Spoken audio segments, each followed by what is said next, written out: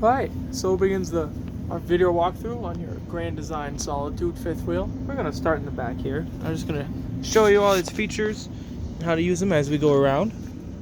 We're going to start in the back. You do have a nice big slide out storage. So you can slide it out and load stuff from the side so you don't have to crawl through like you would with a pass-through. And you could even reach in if you wanted to the other compartments. Then you just slide this closed. Make sure she clicks so she doesn't slide when you travel, and you're good to go. Behind the storage door for this, we'll close this here. You get magnets that hold it open, very convenient and nice. This is the back of your refrigerator. I always recommend making sure this is clean. This is very nice and clean here. Then a couple times a year, I pop mine off in my camper. Just give these a quarter turn, pop them off, take this off. I blow mine out with some compressed air. Make sure everything's clean. Make sure the burner area is clean. That way everything gets good airflow. You would do the same thing with the one up there as well. This right here is just a vent for your fresh tank. Sorry, I don't even know what's pointing at it. There you go, right there. So when you're filling your fresh tank, there's air in there. So when you fill it with water, the air has to go somewhere. It'll come out there. If you also overfill it, it'll come out there as well. The water will. Do have a ladder. I do recommend going up on your roof every once in a while, inspecting it. Look for gaps, cracks, or voids in the sealant. Every once in a while, you are going to want to do a spot seal in there. Catch any small things you can before they get any worse. I'll kind of sneak through here. Got large storage here. And then this one passes through to the other side there. This is your shore cord. Comes on the easy wheel, so you can pull it out, pull it in when you're done. This is just our shop cord we have for plugging it in. This thing, your camper has 2 gray tanks, which is convenient, so you don't fill up the one. Gray is going to be filled quicker anyways. So this one is for your rear gray tank. That dumps right there. That'll be just your kitchen sink. That drains to its own tank, so that's how you're going to dump that there. We'll sneak around here. If you see here, that long handled one there, so we can come around to the other side here. That's your fresh tank drain, so that's how you drain your fresh tank. So if you are camping somewhere and you did fill that onboard tank of water, I definitely recommend dumping it when you're not using it, so it doesn't sit and get stagnant. Here's your other drain for your main black and gray. It has a secondary valve on that too. That's nice, just in case you forgot that those ones were open and you take your cap off. It'll prevent you from getting the yuckies on your hands. Shore cord hookups. This is where you will hook up your shore cord after you unreel it from the easy reel. Furnace. Every once in a while, at least on mine, I come out here and inspect it. Make sure there's no spider webs. Sometimes I get spider webs or some bees nests in there. I pull those out of there. They do make screens you can put on those. They have a little spring clip that clip on there. They make one big rectangular one or some circular ones. It's just preference. That'll keep insects from getting in there and making nests. I don't recommend using compressed air to blow it out. You'll just blow it further in there. If you find stuff hard to reach in there, you can even take this exhaust piece off, blow it out, clean it out, and then put it back in. Water heater, very simple. This one is let's see if we can get in there, 12-gallon water heater. So lots of water, unless of course you, like me, and take long hot showers. Very simple to use. When you're ready, all you'll do is put your anode rod in there. That's going to act as your drain plug. That is a consumable item. Every once in a while, those need replaced. Material starts falling apart on them. That's just what they're designed to do. 1 1/16 is the socket size for that. So I snug them down with that. Don't over tighten them. You do need to be able to get it out. For me, I drain mine after every trip. I don't like having water sitting. I don't know when the next time I'll be out back to the campground is. So I drain mine every time. Before you drain it, shut off your source of water. If you're running the pump, turn that off. If the city water's on, turn that off. Open up your pressure relief here. When the water stops squirting out, Then you can snap that closed. Then you can take your anode rod off. If you neglect to drain that, you're gonna get a bath. It's gonna come shooting out there. All the pressure that should have there. You might even shoot that rod out somewhere. You're gonna get hot water on you. It's gonna be no fun at all. Alright, to put your cover back on, you got 2 little pegs at the bottom. It's kind of hard to see. It's a bit sunny out. Line them up. This goes in there like that. Pull. Turn. That's how you do that. You have a switch in there for electric. I turn it off out here. There's usually a switch on the inside. Some don't.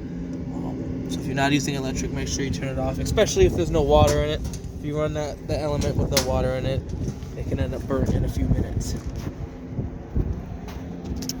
Big old front storage here. Access to your water box right here. So you do have a quick disconnect hookup for outdoor shower, both hot and cold, which is very nice. Hooks up here. You push it in, turn, then you have hot and cold. Good for if you got pets that got muddy or kids that got all dirty. Excuse me. This white one right here is your city water. So when you're using your city water, hook your hose up to here. You'll turn these valves to the appropriate setting. So it's very easy to follow the position, the colors and all that. Winterize. This has been winterized, it appears, yep. When you do that, you just have your hose. You have an extra hose, you hook it through here, cut off the desired length, then you stick that in your gallon of antifreeze. Now when you have those valves set to winterize like they are, your pump's going to pull from that fitting and suck up the antifreeze through it. Do dry camping, so if you're using it from your tank. Power fill tank, so that's how you can fill your tank via your city water. Sanitize, you can siphon to the tank via the pump, so cycle it through. And then when you normally you're going to use it, you have city water there. Controls for pumps here. Auxiliary bedroom, cable, satellite living room. So if you're going to use cable through there, auxiliary satellite if you need that for the bedroom, or satellite to the living room. If you have a portable satellite, that's where you hook it up. Do have a built-in inline filter. The filter is out because it is winterized. So when you do winterize it, make sure you de-winterize it, and then you can put the filter in. Even has the tool for it. It's very nice to have here. So you can see them get the light. You get the black, gray, just like normal. Pull them to dump them, push them to close them. Always make sure you get your sewer hose hooked up before you take your cap off, before you open those, and make sure the valves are closed before you take your cap off. That's not a mess you want to be making. If you notice satellite, that's your main satellite hookup here. GFCI out here. All your GFCIs are connected, so if you trip any of them, you'll have to go to the main one and reset it. Once we go inside, I'll show you that main one there. Alright, this is really big storage. You can put all the unruly kids in here. Leveling system here. We'll scroll through your menu options so you can read your battery voltage, your side to side, front to rear, all your data here. Auto retract. That's going to retract all your jacks. I don't ever recommend doing that unless you're actually hooked up to your truck, because auto retract all jacks is even going to do the front one, and since they're hydraulic, those will go all the way down, and you don't want to nosedive the camper, especially with your steps folded out. So I only recommend using that when you're hooking up to your truck, getting ready. When you're ready to auto level, you'll just hit auto level. The system will auto level. It can take a little while, especially if you got people moving in and out of it. Definitely don't recommend going in and out of your camper while it's auto level. Use this time to kind of relax. Let it do its thing. You'll hear a beep. You might miss it. It's kind of quiet. Once it's done to come, you might even catch it, say auto level complete, say level jacks down. You're good to go. If you're trying to get it up and down on your truck, if you have to go up, you hit front. It's going to raise the front. If you have to go down, you'll hit retract. See that little red light turns on? That means any function you hit here is now retract. So then you hit front again. It's going to lower the front. So if you had to get it on your truck, that's how you're going to do that. They have a nice clear label here. I can't sneak behind the wiring. instructions on how to use it, hitch recognition, all the steps to use it there. Your leveling system. One thing you might have heard me mention was your steps. I don't recommend using your leveling system with your steps folded out like they are now, because if you have them folded out but your camper's already at a weird angle and it has to adjust, it could twist. The steps are staying where they are, but the camper isn't, and the steps could get twisted. If you have the door closed on them, things can get a little funky. So I always recommend leveling with your steps closed.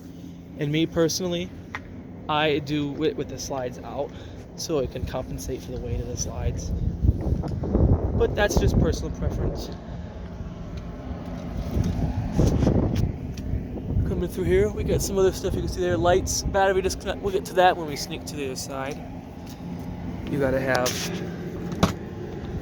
this door closed first, like that. And you can close that one over it like that. Final compartment on this side, you have a single propane tank. Your other one will be on the other side. You have your regulator here, 2-stage regulator. If you look, it's pointing that way, follow it. It's going to be going to the other tank. If you have it flipped, it'll be pulling from this tank. You can have them both on. It's only going to pull from the one that it's pointed to first. If the one that it's pulling from is emptied, it'll automatically switch to the other tank, provided that one is on. When it does switch, your little selector does not move, so it doesn't indicate that it has switched. I always recommend just leaving one off so you know when it switches, so you know when you run out of gas on that particular tank. Here, important information here. Let's see if we can get the sun. Tire pressures 110. So you can reference them here and on your tires too. Your VIN is here. They'll be on other spots here if you need it for anything like that. Your gross vehicle weight rating, so that's the most your trailer can whatever weigh. Sometimes they have the dry weights here, sometimes they don't. But that's important there. It's an easy way to reference your tire pressure there. Coming up to your pin box, your 7-ways in there. That's what's going to allow your trailer brakes, turn signals, all that to work.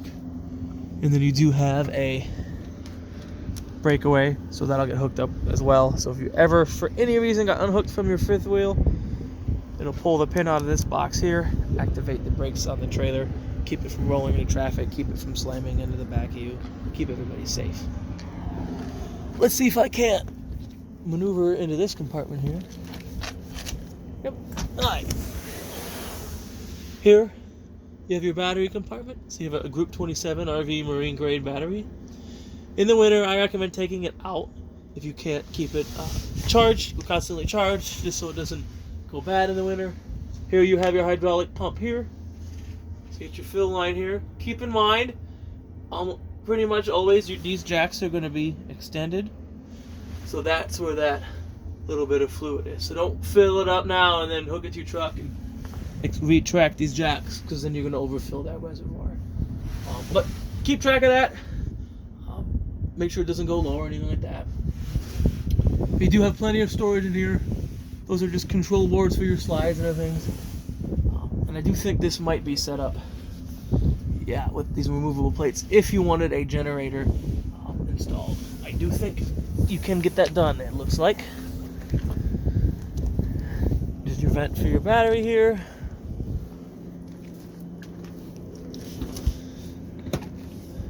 It's the other side of that propane tank.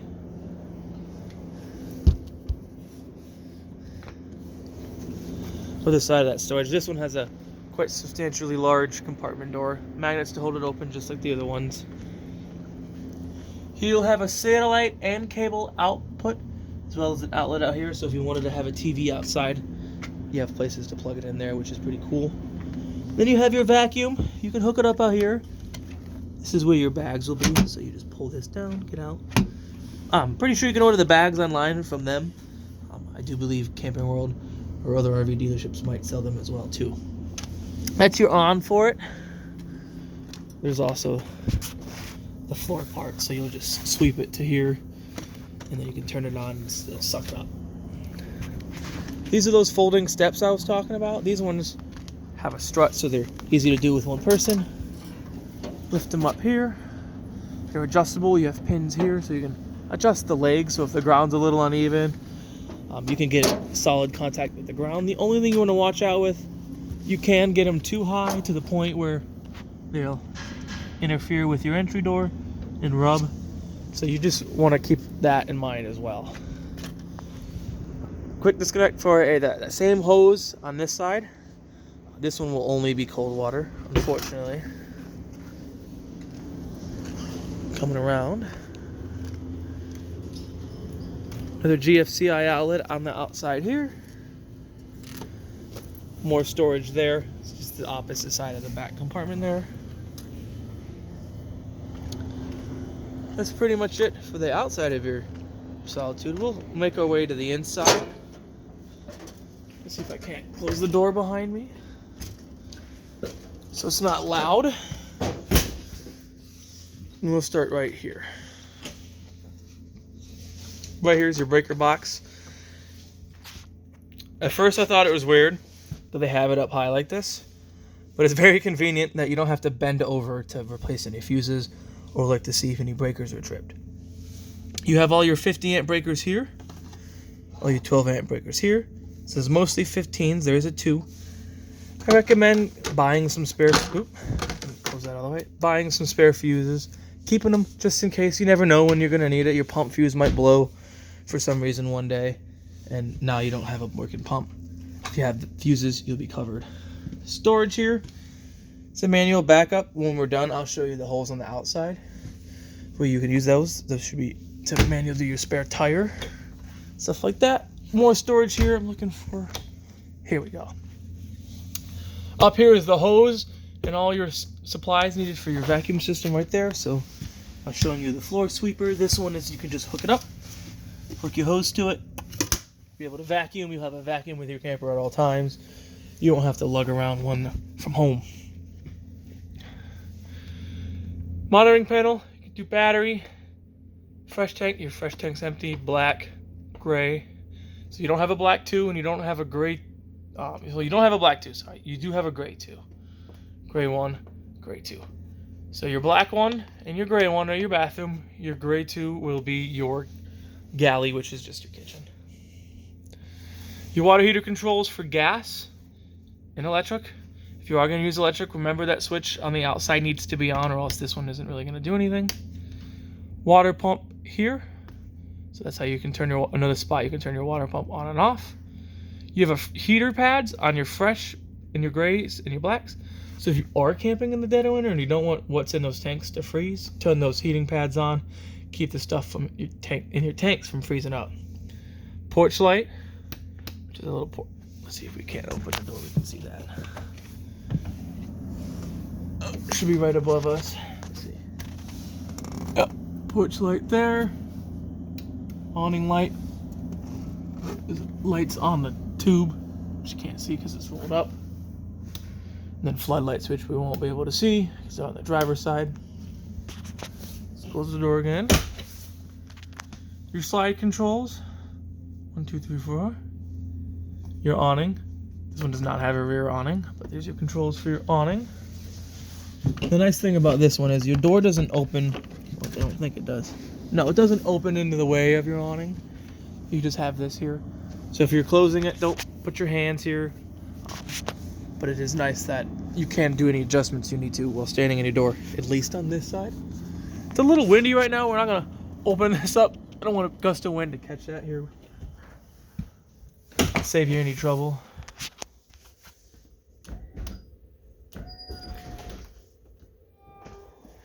So, this one's your bedroom slide.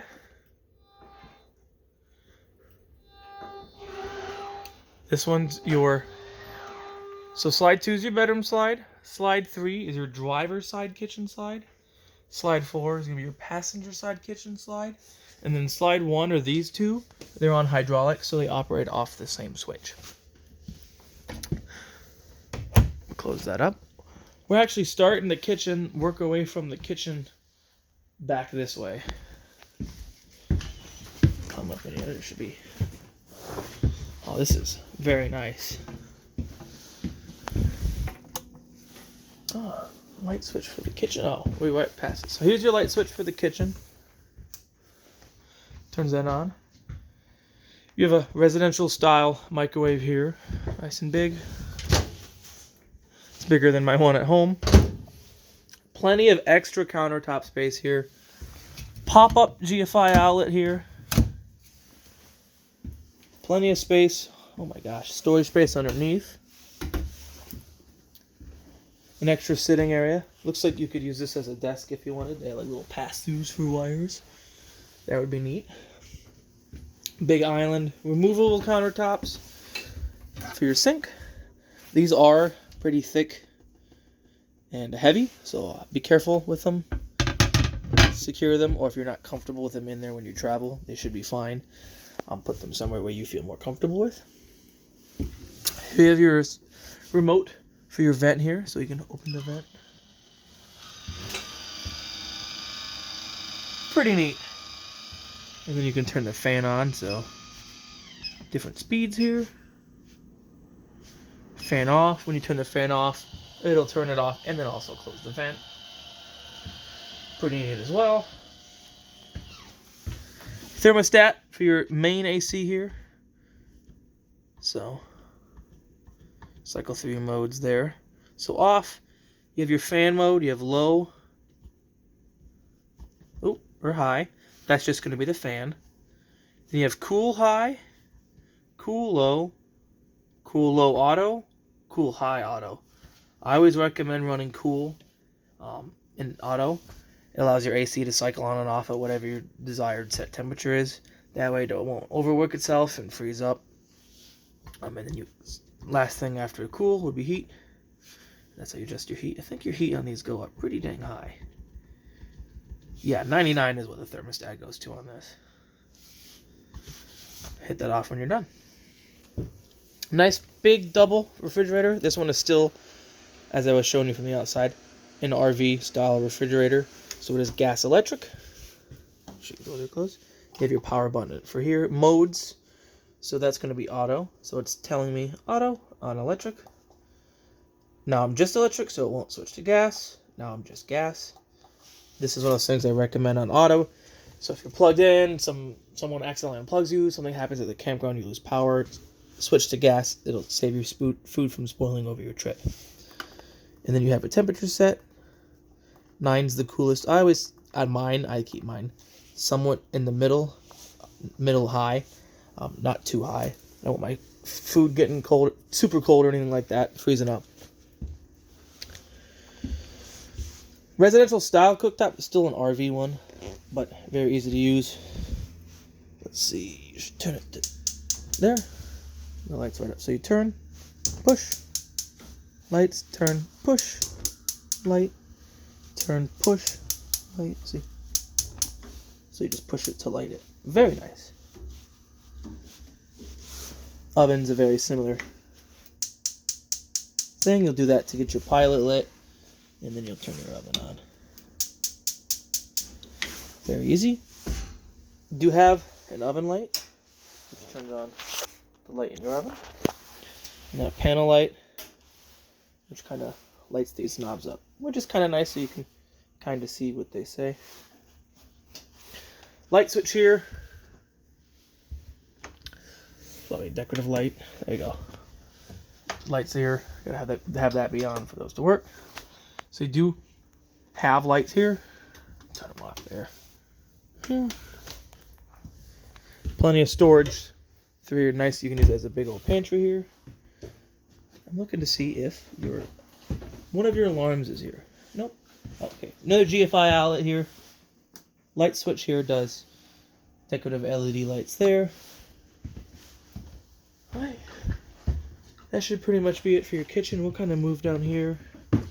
And the neat thing I liked about these couches is they do have the trays here, because they don't really give you a decent spot to eat besides up there. So you can put your trays in your chairs and have a little spot to eat there. They are power reclining and retracting with heat massage and a light. The side ones turn into bed. the beds, they're kind of difficult to show one-handed while I'm trying to film, but what you do, the gist of it, remove these cushions like that. Then you would lift up here, unfold these legs. The whole thing would pull up and out like that. Legs you can unfold, it'll rest. Then you'll fold this back piece down, put these cushions aside, and then you'll have a platform to sleep on. I've slept on them before. They're decently comfortable. I know the trick is to throw a air mattress on top of it so it's a little bit more comfortable. Gets you off the ground and it's not quite as thin as the pad underneath that is. There's an outlet on that side there. You have a nice TV. I love this wall here. The fireplace. Kind of recessed, hidden there. Your remote for your TV. It's a Roku TV. Light switches here for your slides. Remote for your fireplace. Your fireplace is 120, so you do need to be plugged in for it to work. But it powers it on. Little flame icon changes your colors of your flames. Timer. You can set a timer from half hour, I believe. These go the way 6 hours. This one does. Yep, 6 hours. Here. Different displays, colors, and then brightness modes. Turn it off. These actually are really efficient. I wish ours had one. If it's just kind of chilly, not quite chilly enough for you guys to run the furnace, kick this on. This area will be nice and warm in a few minutes. Radio here. These are a little newer style to us. Turn that on. Being vaccinated against COVID-19. Got your volume controls here. Seek for your channels. You have play pause here. Subwoofer. Source. So hit that. Now you could go FM. Web if you're connected. TV. So you can have your TV audio play. Bluetooth audio. You can Bluetooth your phone through it if you wanted. Go back to menu. And then it's just simple radio here. Interior volume. Exterior volume. So if you want the outside speakers, let's see, you can't see that, off, you turn the exterior volume down. Master volume will do both. Volume. Very easy. You just tap that to do your zones, and then push and hold this to turn it off.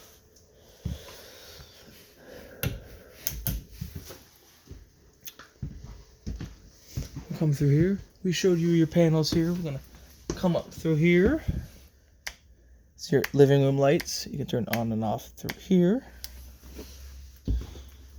In your bathroom, nice large bathroom, double vanity. Should be, yep, LED lights, and then your main lights. This is your main GFI right here. So any outlet with this GFI sticker, the outside ones, the ones I was showing you in the kitchen, that one over there, if they trip, this is the one you'll hit reset on to reset them. Toilet, very basic, like any RV toilet. As long as you're pushing the pedal, it will flush. What I do with mine, and what a lot of people do, is what they're designed. When you push the button like that, see how it doesn't open? It'll fill it with water. I like to fill mine with a little bit of water first and flush it all the way. Hold it down for a few seconds. Make sure I fill the tank up with a little bit of water, and then I'm done. Do not put any regular toilet paper in there. You want to use RV marine toilet paper so nothing gets clogged. Don't recommend antibacterial soaps. It's good to have bacteria in there to help break down the waste so it doesn't remain solid. There's pods, powders, liquids, all kinds of stuff you can purchase to pour in there if you're worried about the smell. Use that instead. They're designed for that. Nice fancy shower head. Adjust it. You gotta tighten the end here. Adjust your angle there. Raise the height.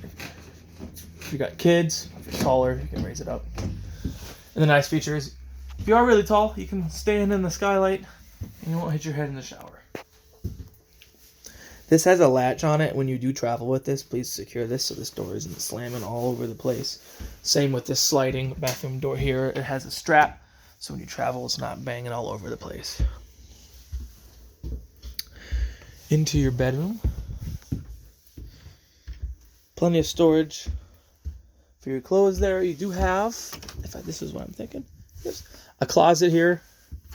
You do have these shelves. They can come out, and they will if you do opt for a washer and dryer. It'll go in there. The shelves will go by. The vents there. Get the hookups there. All the plugs. So if you wanted to, you could set this up to live in. Nice large front closet here. Plenty of shoe space. You know, she's going to put all her shoes in there. Maybe she'll give you that corner cubby there. Dual sliding doors. When you travel, make sure that they are secure, just like anything else, so they're not sliding all over the place. And you do have a light in there.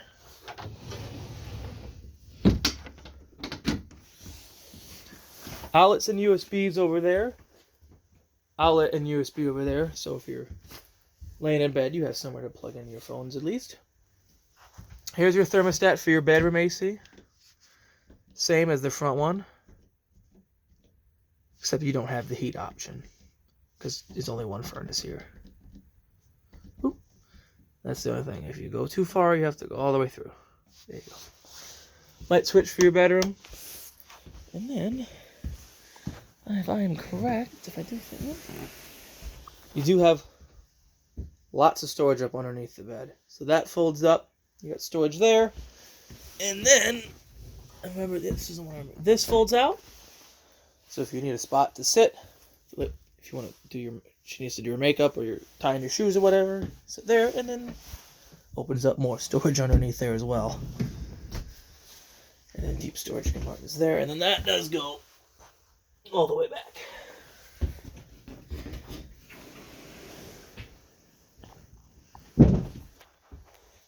TV for in here. The remote for it should be in one of the drawers. If not, it's up with all the other remotes. Or stuck to the back of it. Nope, then your remote will be with your other remotes. But here's your TV for the bedroom. Right now, it's hooked to cable, which will also, be your antenna. So if you are using the antenna on this, you will get this working. If you did opt for a satellite, you'd have to switch it to the one labeled satellite. Those connections out there I was showing you work for portable. This one is also prepped for the booster, the Wi-Fi booster, which can also, if you want to make it easier for, a rooftop mounted antenna, not antenna, satellite. The Wi-Fi booster just boosts your range of Wi-Fi. A lot of people think it gives them Wi-Fi. You can do that. You just pay, WineGuard, usually it's like $70 a month for a couple of gigs of data through there, so you can have Wi-Fi in your camper. I always recommend, if you have mobile data, don't opt for the Wi-Fi extender, just use your phone. But if you do want a permanent satellite on there, that can be done. Just turn this light here. Sorry about my throat. Just rapid change of weather is no good for me. We'll go up to your alarms here. Cover your alarms. Carbon monoxide. It's going to be in your bedroom.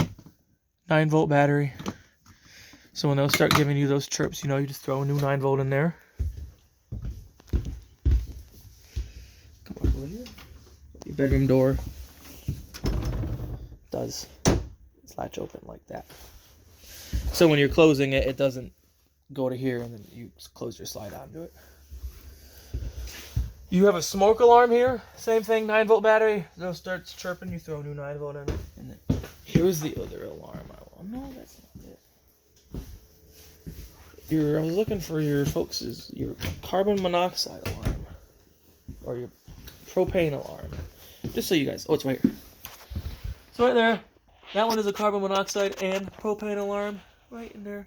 That's hardwired to the 12-volt system, so there are no batteries you have to worry about changing. However, if that main battery up under the fifth wheel part I was showing you starts to die, that will start chirping at you. If that were the case, if you can, plug your camper in and let that battery get charged up. Alright, I'm thinking that's pretty much it for the interior.